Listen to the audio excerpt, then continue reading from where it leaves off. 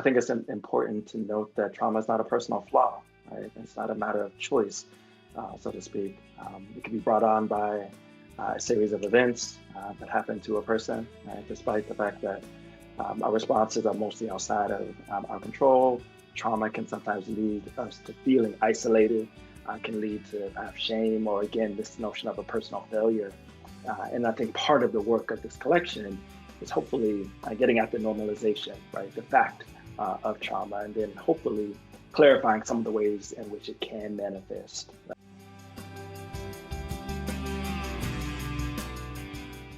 Welcome to Student Affairs Now, the online learning community for student affairs educators. I'm your host, Rochelle Pope. Today, we're discussing the omnipresent of trauma in the lives of college students. Many students have either experienced trauma before or while in college. It's critical for student affairs professionals to increase their understanding of trauma and its effect on the mental health and well-being of students and the people who serve them. I'm joined today by Tricia Schalke and Wilson Okelo, the editors of the newly released Trauma-Informed Practice in Student Affairs, Multidimensional Considerations for Care, Healing, and Well-Being. Student Affairs Now is the premier podcast and learning community for thousands of us who work in, alongside, or adjacent to the field of student affairs and higher education. We hope you'll find these conversations make a contribution to the field and are restorative to the profession. We release new episodes every week on Wednesday, so find us at studentaffairsnow.com, on YouTube, iTunes, or anywhere you listen to podcasts.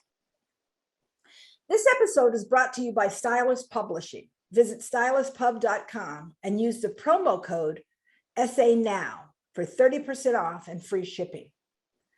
Today's episode is also sponsored by Simplicity, a true partner. Simplicity supports all aspects of student life with technology platforms that empower institutions to make data-driven decisions. As I mentioned, I'm your host, Rochelle Pope. My pronouns are she, her, hers, and I'm broadcasting from Williamsville, New York, near the campus of the University of Buffalo, where I serve as the Senior Associate Dean of Faculty and Student Affairs and the Unit Diversity Officer for the Graduate School of Education. I'm also an Associate Professor in the Higher Education and Student Affairs programs. UB is situated on the unceded ancestral homeland of the Haudenosaunee people. Tricia and Wilson, thank you for joining me today for this episode of Student Affairs Now, and welcome to the podcast. Thank Thank you. you for having us. Hey, can you begin by telling us just a bit about you? Excuse me, your current role on campus and a bit about your pathway through student affairs and into the work that you do now. Thank you, Dr. Pope. My name is Wilson Okelo. Pronouns are he, him. I join you today from my home in Wilmington, North Carolina. Wilmington is located on the traditional territory of the Catawba people and has long served as a site of meeting and exchange among the Kohari, the Lumbee, the Meherrin, the Occaneechi Saponi, the Halawa Saponi, the Wakamasuan, Saponi, and Eastern Band of Cherokee. In an effort for me to continually consider place and space, I also need to recognize Wilmington as a multi-generational site of violence, and where African ascended people were sold, traded, and subject to the violence of massacre, including but not exclusive to the Wilmington coup d'etat of 1898. Currently, I'm an assistant professor here in Wilmington at the University of North Carolina, Wilmington. Prior to this, I taught Black Studies while working on my doctorate at Miami University. Before that, I worked in residence life for several years. My work generally is interdisciplinary in nature, draws on theories of Blackness and Black feminist theories to think about knowledge production and student early adult development. Pertinent to our conversation, I'm really concerned about how theories of Blackness, Black feminist theories, really this sort of fact of being a racialized being might reconfigure understandings of racialized stress and trauma. Really working hard to theorize Black freedom dreams in this afterlife of slavery. And so really excited to be in conversation with you all. Good to have you here. Well, thanks, Rochelle and Wilson. It's great to be in community with both of you today. I'm Tricia Schalke. I use she, her pronouns, and I'm an assistant professor at the University of Rochester. So I'm joining you today from the ancestral lands of the Haudenosaunee peoples. So I was, giving a little bit of thought to this today and my journey to where I am now as a professor and studying college student trauma. And really, my entry into student affairs is directly connected to where I am. So I was, very similar to many of us in student affairs of having that aha moment as an undergrad and realizing, wow, there's this field of student affairs. I didn't know this was a career path, and this is a good fit for my talents and what I want to do. But the reason that I discovered that pathway was because of all these student affairs administrators that I'd become very close to. And the reason I became very close to many of them was because of trauma. So I was studying abroad as an undergrad in France and ended up in that proverbial wrong place at the wrong time when I awoke in the middle of the night realizing that my hotel was on fire, and would later realize that it was an arsonist who had started that fire. But all of these amazing administrators back at my campus were just doing things over and above to support me and my family and my friends and community. And so getting to know them over, the weeks and subsequent years after that experience, it really inspired me to want to go into student affairs and be able to do for other students what they had done for me. So my role looks a little different now than it did in the beginning when I was a student affairs administrator and doing direct support, but my motivation is still the same, that I'm really interested in understanding what trauma means for college students. I ask questions in terms of what is it like to be a college student who has experienced trauma, what that means for relationships or identity development, or how students navigate a campus environment. And I'm really trying to understand those questions to help inform practice, to do that kind of support that I started out wanting to do, and really help us think about how do we best support and nurture these experiences for students who have gone through something traumatic. Well, that is so true, in so many ways, that we have our own traumas and we bring them. And I know that in your book, in the sneak peek that I got at this newly released this weekend book, that you both started by sharing your space of trauma to show that this isn't unusual. This isn't the maybe some students have trauma, but that in essence, many, if not all of us come from a place of trauma, or can at least understand trauma and the experience that it has. Right.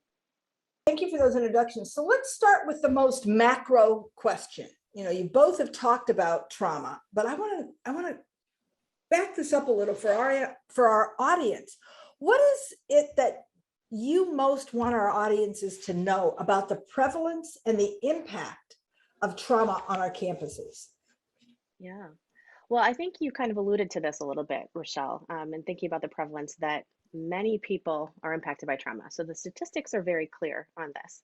And I think that informs the kind of work we're trying to do in a trauma-informed system of, not just planning for this what if trauma happens, but we really have to be operating and thinking as if trauma is present, because it is. We know that for sure.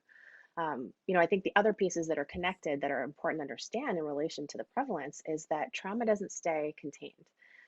It ripples in many different ways through our communities. So we could certainly have an individual who's primarily impacted by trauma. We could have a community primarily impacted by trauma, but it doesn't necessarily stay there.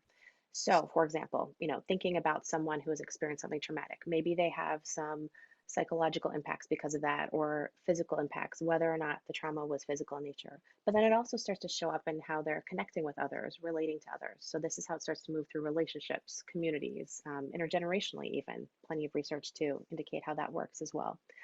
And finally, I think I just want to offer for something to keep an eye on is that trauma can be very visible or invisible. And within the context of our campus communities, that matters because, maybe we can see some evidence of trauma. Maybe a student has experienced something and we're in a program or an event or a classroom space with them and they're triggered to their trauma. And we see something that looks like an anxiety response. Maybe that's the visibility of a trauma impact. But there can also be a real invisibility.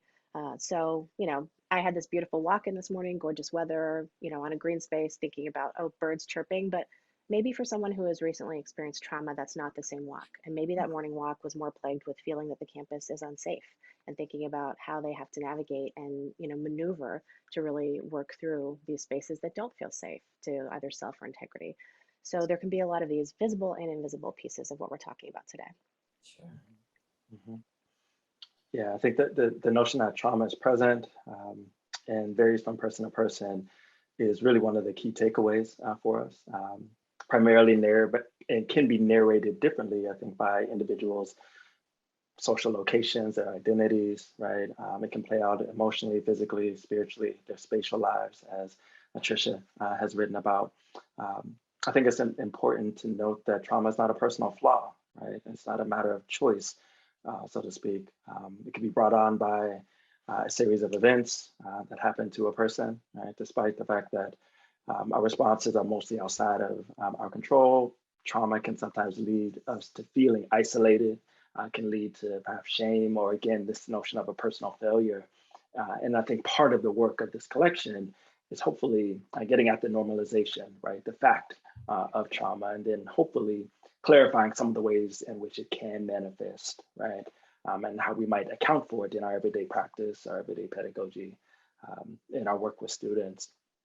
Also, I think just understanding again the range of scenes, range of experiences um, um, that account for or can account for trauma, I think are really important.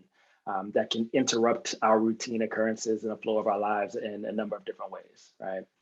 One scene may look like terror, one might look like heartache, one might look like devastation, right? Um, but thinking about these multiple ways, right, as a lens for our work, I think it only strengthens our practice, and I think creates hopefully an affirming space where students um, can experience themselves in more holistic ways, right? So. Mhm. Yeah, it's really that's such a broad understanding, and it helps us to really see that there isn't a one size fits all trauma, right? Or a one size response, because some of the things that I often see or experience is that we are so responsive as a people, as a community, as a higher ed community. We're so responsive in the moment of the crisis, right? And we're there for everyone. But then we think next week they should be over it. Or next month they should be over it, or and so that's when that whole that's a human flaw on your part, because by now you should be done with that, no matter what the trauma was. But we have this really I don't know, instant rice approach to pain and trauma, and don't make me uncomfortable with it. So I really appreciate how you helped our readers see, our listeners see how broad this was, and your readers, quite frankly. So I want to move this to our role. Our roles in student affairs and higher education place us squarely in the role of facilitating student learning and development, where you were, talking about that, Wilson. And so I'm wondering, how exactly does trauma affect student learning and development? Do we know that yet? I think so. I think so.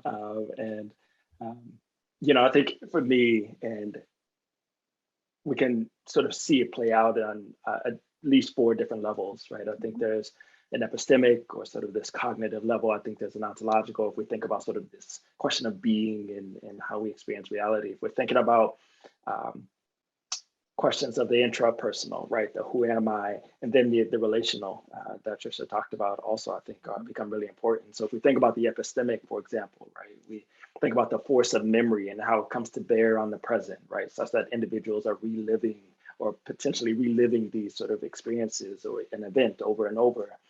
The body, right, takes center stage in some ways, right? And can exact, the trauma can exact a toll on the mind, the body, right? The generally how we feel, right, in our bodies.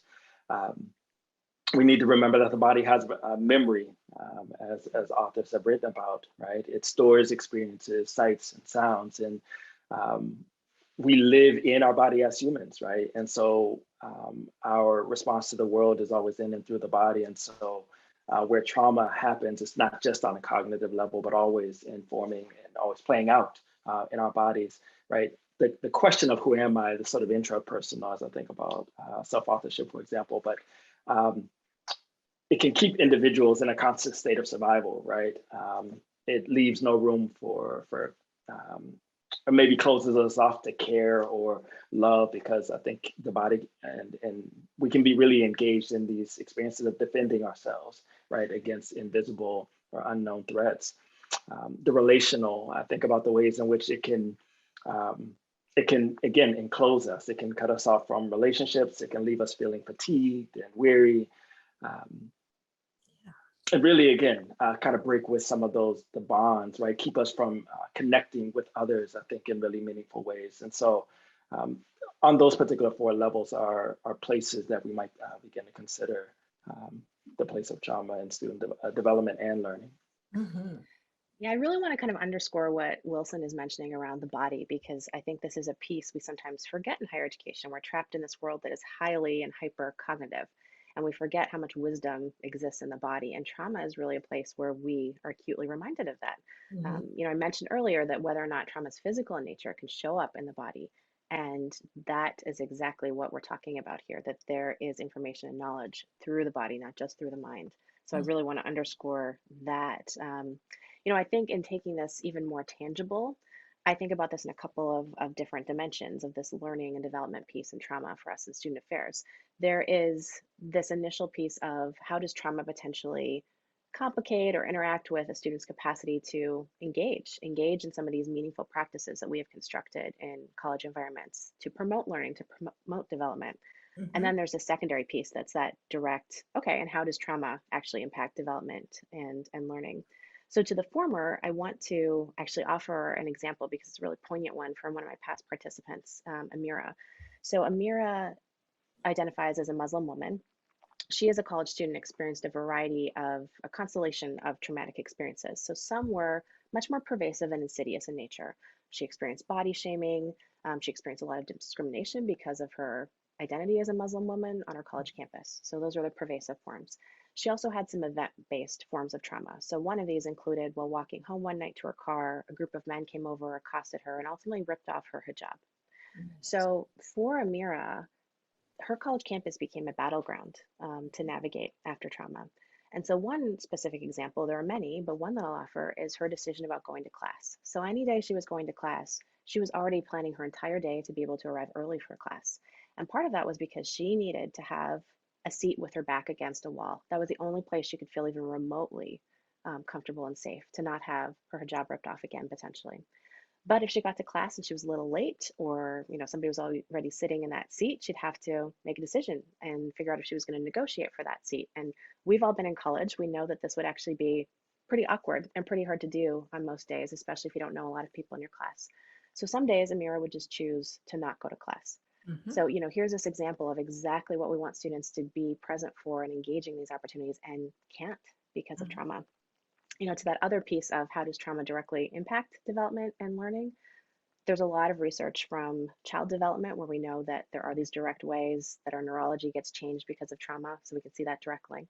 But more specifically in our arena in student affairs, I've done some work around identity development and trauma where I've seen that students end up having these almost additional developmental tasks to confront because of trauma.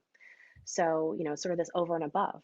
And sometimes that results in more difficulty and strain, and maybe learning is compromised or development is compromised. But sometimes it can also mean that having to wrestle and tackle these additional tasks can produce learning, can produce development. So we've seen this in some of Jim Barber's work around long strides towards self-authorship, where they found these experiences that are traumatic or tragedy as they name them actually resulted in rapid self-authorship growth. We see this in psychological literature around post-traumatic growth. But we can have this both and, it can impact in really negative ways, but there can also be some potential of what it means to wrestle with these difficulties. Right. I'm often, I think about that, and it reminds me of when I was trying to, I was teaching a course on student development several years back, and I was trying to talk about the experience of marginalized students. And of course, they're going through very similar developmental markers and stages, if you will. But there's something like this going on at the same time. So there's all of this other, and so you're trying to learn. And yet, because of these other impacts, or because of these other experiences, it's you're focusing even more. You're spending more attention even focusing, I'm trying to get focused because of this other stuff.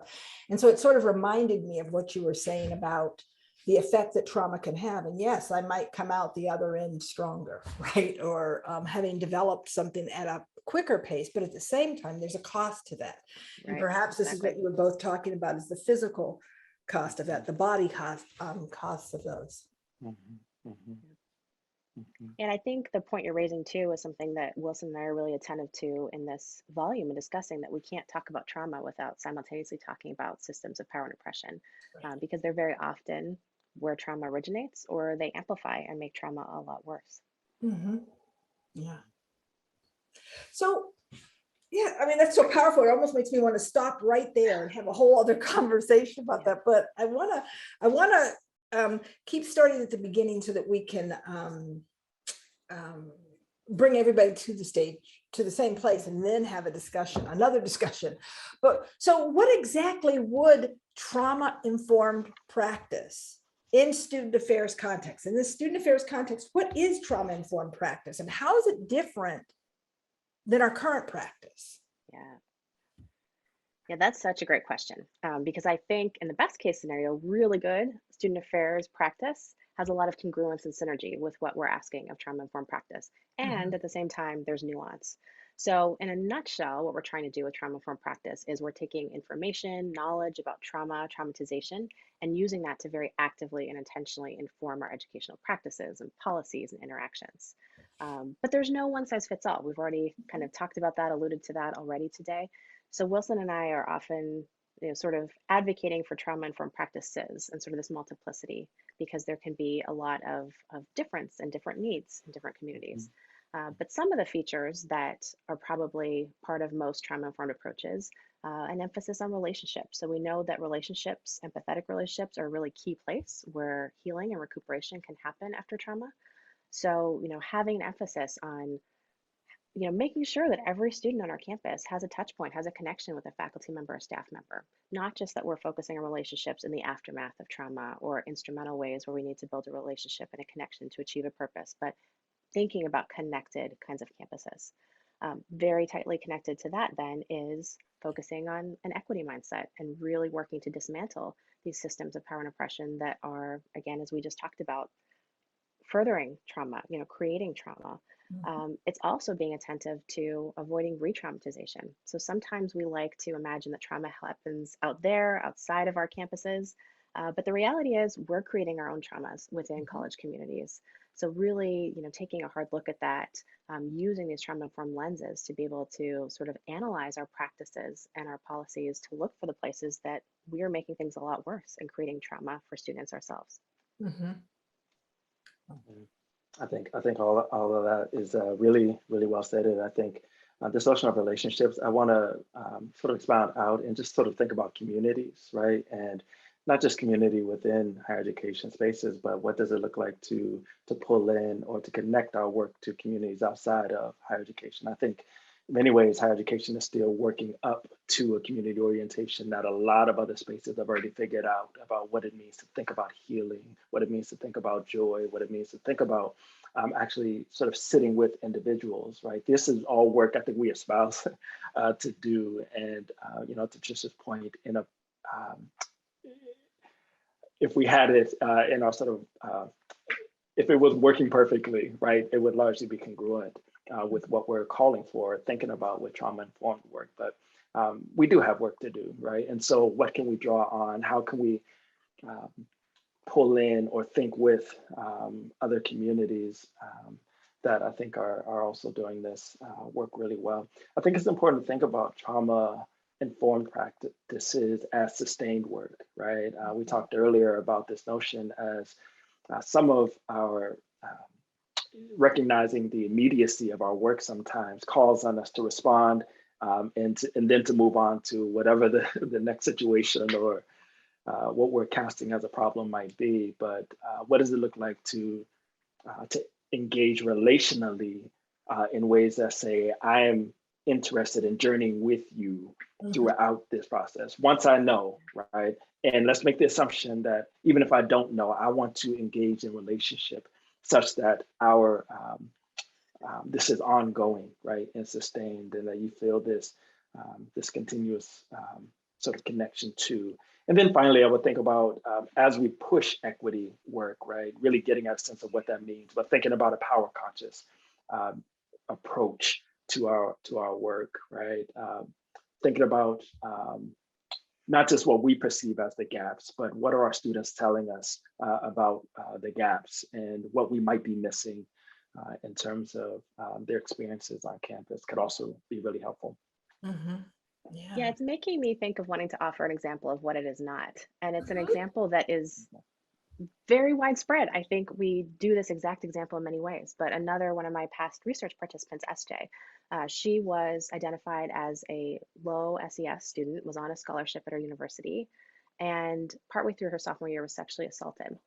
So unsurprisingly, her grades really started to suffer after that as she was, confronting her assault and really trying to make meaning and make sense of what had happened. But this scholarship was tied to her GPA. And so as her grades started to drop, she knew that this scholarship was in jeopardy. So she had a possibility of what to do, and it was that her institution gave her this chance to appeal by writing an essay to her financial aid office that detailed why her grades had dropped, what had happened. So, you can probably already start to wheels turn, imagine how this went. But as SJ was describing this to me, she was really talking about writing this very personal, detailed essay to nameless, faceless people. She didn't know who these people were in the financial aid office, and she was having to bare her soul. And the way she was describing it to me very much paralleled, in my mind at least, the way she'd already been violated. This was a new violation, a new re traumatization. Mm, But that's the kind of policy that we have in so many forums mm, across our campuses of, okay, we'll help you retain this, but tell us what happened. mm, It can be very damaging. So really bringing this trauma lens then is something that could catch that kind of a policy, or at least give us the opportunity to think about, are there alternatives, or what might this mean for a student who has experienced a particular kind of trauma to go through this process? Mhm.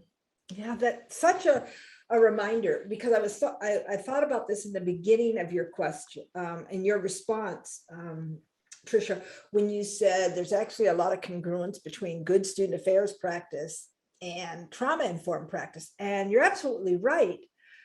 But good student affairs practice would say, yeah, have students write an appeal. They get a chance to write an appeal to a situation like this.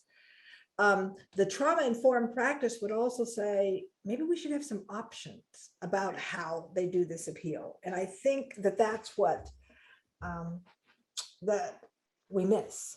And then we got into, but what a great example. Yeah. mm, mhm, mhm, So we mentioned power, and we mentioned this relational thing, and we mentioned involving communities and looking at this through an equity lens. And I want to focus this on racial trauma for just a moment. What's the impact of racial trauma on the ability of students of color to succeed and to thrive on our campuses? That being one of those places, right, where we're seeing that this can happen before they get to campus. And we all know that it also happens on campus. Right. mhm, So, I want to talk about that impact for a moment. mhm, mhm. Such an important question. And I think as we grapple with equity, we need to think about the prevalence of racism in our society and the ways it plays out on our college campuses. I think a lot with Sadia Hartman's work and what she calls the afterlife of slavery, right, which talks about the insidious nature of enslavement and the ways it's still at work, right, and present, and understanding how our society is structured, right, and so it structures.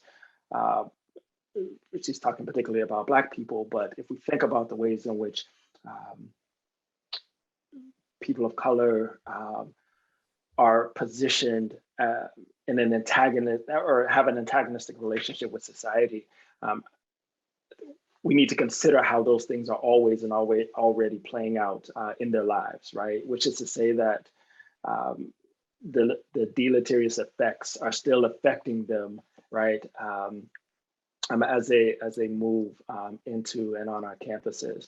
I talk a bit about in my chapter a young woman who was videotaping the George Floyd Williams murder, and in many ways, her positioning as right there, right, and sort of bearing witness to this trauma is something that opened up the world, right? It allowed the world to kind of see what was happening. But I talk particularly about how that experience is going to live with her, right? And what becomes our responsibility for accounting for the ways in which that racial trauma, right, the presence of it, right, of seeing it play out in our daily lives, how do we attend to that on our college campuses? And so in terms of what it means for our success or ability to thrive, we need to consider that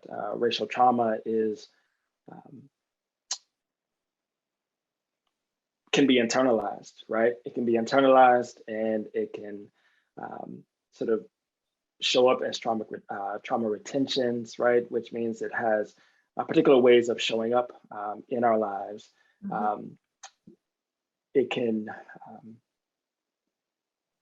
as we talked about earlier, can impact how we not only sort of think about ourselves, but it can impact our relationships as well, and how we connect with others, how we think about notions of community, and really attempt to think about our place on college campuses writ large. And so the connection, that I'm attempting to sort of make here is that we can't divorce racism, anti-Blackness that sort of plays out in the public sphere from the ways in which it is always and already playing out on our college campuses and in the lives of our students each and every day. Those things, right? We should think about those things as always and already showing up in the classroom, showing up in our residence hall, showing up in the interactions that we have with students, and really their capacity to move through our environments or through the educational environment. Yeah. This, I'm thinking about so many things in relation to what Wilson is discussing. But I think it's that assuming as if is just so important and something we're really trying to make a constant refrain here. And I think in the case of racial trauma in particular, this is a really key place for us to think about a both and, because we need to be supporting individual students who may be experiencing racial trauma, in the same way that the impacts and aftermath may be comparable to any number of traumas. And this is really that place where we need to be attentive to the systems too, because this is not the same as, a car accident that happens that we can't prevent, that there's nothing we can do about that. This is a form of trauma that we can very much do something about. There's a way for racial trauma not to happen, and that is us focusing and working on these anti-racist and decolonial kind of practices. But there's also an element to racial trauma in particular that I think amplifies what is going on sometimes for students, which is that there's a silence and even further invisibility around racial trauma, in the sense that there are many communities that still do not accept racial trauma as a form of trauma. This is still a bait in some psychological communities. So recognizing, what that means then for an individual student who's kind of, trapped in the web of all of these factors, all of these external factors that are coming to play for an individual student experience, what a person may be carrying with them, and this larger system that is amplifying that effect. I think it's so important to identify racial trauma in this way, to talk about racial trauma in this way, and to understand the effects and what we can and should be doing to ameliorate some of that situation and to support our students. And there are other groups who I'm looking at right now on campus who are also experiencing some of the some very similar things, some other marginalized students. I'm thinking of GLBTQ students who are experiencing those kinds of issues very differently, but coming from the same base of power and the system's nature of that. And I mentioned that also because right now campuses are responding, some of the different states' rules about what you can say, what words you're not allowed to say, what's not allowed to be talked on campus, or enacting policies, particularly around trans students that are doing these things. And then I think about how the multiple identities some of our students have. And so it continues to be multiplied. So I think it's important for us to look at this, particularly in terms of racial trauma, particularly in terms of anti-Black trauma. And this is one of those both and to keep in mind that there are other students who are experiencing this, and not enough sort of all people, all lives matter, but really in terms of, and this individual is having some experiences as well. Yeah, I mean, I think there's so much more there to say. That's really with the kinds of political discussions that we're having right now, the kinds of policies that are being instituted, that I don't see our lessening of trauma anywhere in the near future, you know, which is why our practice has to shift and change. This might be some of that time to do some of that dream building, right? And that is, how would our campuses be different if our student affairs practice was trauma informed? What would it look like? How would it be different? And how might that go about helping particularly our students and our faculty and our staff who are experiencing this? Yeah. I love that dreaming potential. You know, this is actually a question I dream and think about a lot, because I like to do a thought exercise of what would it feel like to work in a truly trauma-informed organization? What would it feel like to truly study in that kind of organization? And it would be really powerful, because certainly an aspect of trauma-informed work is, yes, educating people about trauma and providing resources for those primarily impacted by trauma, but it can benefit everyone in a community. This is not just about those who have been impacted by trauma. So there's a metaphor for trauma that I really love as of late. It's from Dr. Gabor Mate. He is a physician and author from Canada. He's done work in a lot of different areas, ADHD, addiction, but more recently very focused in the trauma space. And he talks about trauma as being a wound, and a wound that some of it is still open and exposed and some of it is scar tissue. So the open exposed wound part, he talks about, you know, when you touch that, it hurts, right? It triggers that pain response. You feel the pain again. And that's a little bit of what can happen after trauma, that, you know, we operate at these higher baseline stress levels. We're a little bit more reactive to things in our environment as a result. But part of that other piece of the metaphor, the scar tissue, is that scar tissue is kind of hardened and inflexible. And that's the other component of what happens after trauma, that we may have to put armor around ourselves to feel safe and to feel supported again in the world. And I love this metaphor because it starts to describe what can happen in communities and happen in campus environments. So, you know, in a meeting or in an interaction with students, and maybe we have that snap judgment of imagining, oh, they're overreacting, quote unquote, right? And sometimes what we are labeling and naming as overreacting is a very normal response if you feel threatened in the world, if you've experienced trauma, if you feel unsafe in the world. But that means a whole bunch of different things of what happens in an isolated decision we've made about another person and how that travels in, you know, through meetings or through interactions with students. And similarly, you know, we sometimes make these snap judgments about, oh, this person seems kind of aloof or hardened in some way. And again, maybe there's more going on there, but what happens when we don't really slow down that difference between the stimulus and our response to it? So something I like to talk about at the end of trauma-informed presentations is really introducing this. If there's nothing else we do, let's get in the habit of asking this question of what else might be going on. And part of that is leaving space for the possibility that trauma is present. But the other part of it is because it's a practice that encourages us to do something in higher ed that we don't know how to do, which is to pause, to slow down. And I think that's a really important piece. So when I imagine what does a trauma-informed organization look like, it is that pausing, it is that space for grace and holding each other with humanity. And that seems like a really amazing culture to be a part of. Sounds like a beautiful place to work. And I really appreciate the point around grace and what else might be going on. What else might we consider for students? For me, it's a different type of presence, right? It's a different way of sort of being present with students, which is to say that if we are committed to journeying with you, right, then we're committed to all the ways, everything that means, right? All of the ways in which that might manifest, and seeing each other as full individuals, right? And as full individuals, again, capable and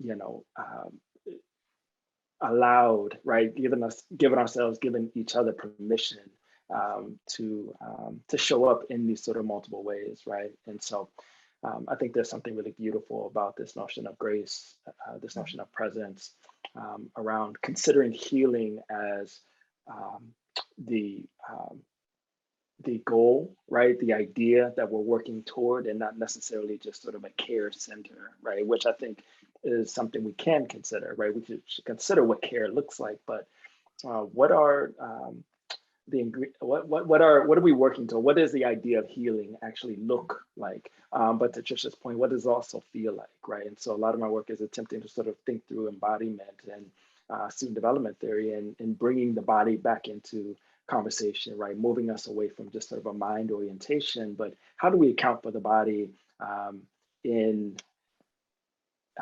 in the wellness center? How are we accounting for the body in residence life, right? How are we accounting for the body in adjudication, right? How are we sort of thinking about the holistic, right?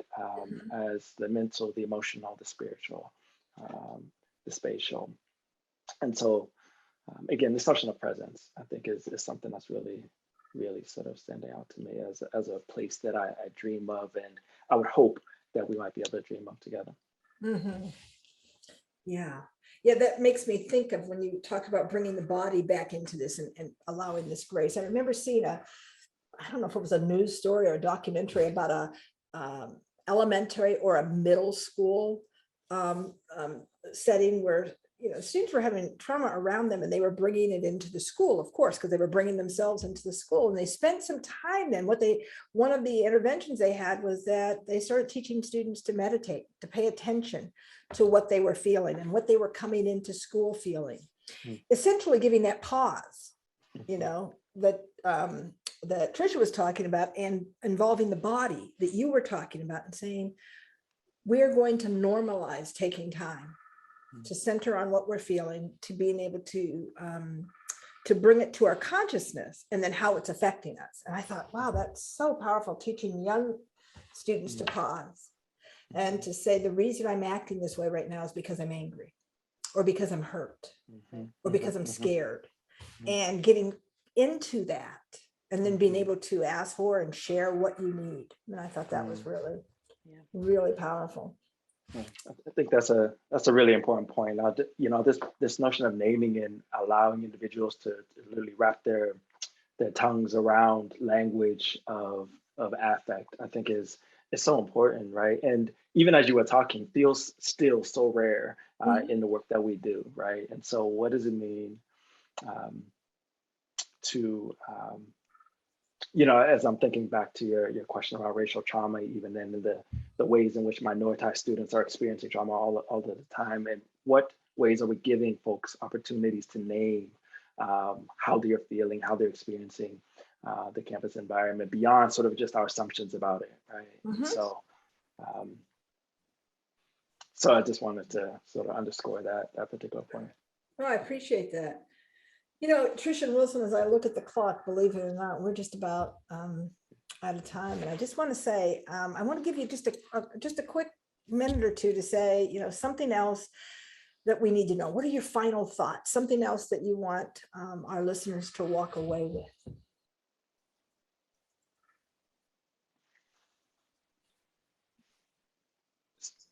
I think so much of what we're thinking about in this particular moment is, again, around the normalization of trauma, right? And so,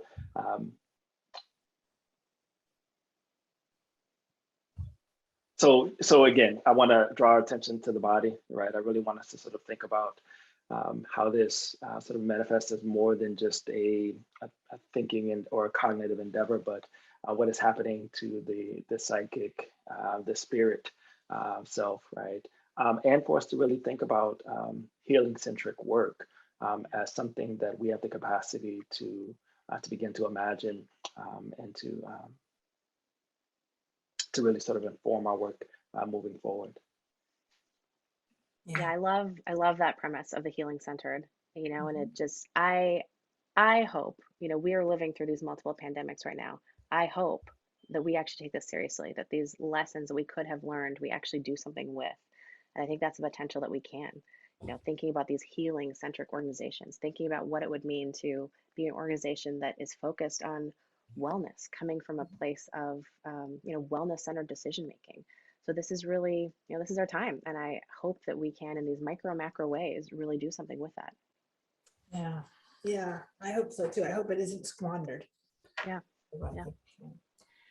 So, Tricia and Wilson, I am so grateful for your time and your contributions to not only this conversation, but to your important contribution to our field. I just can't wait to get my hands on the book. I got an early copy, so I was, very excited to see what's going to be there. But now I want to really get my hands on it and really dig in.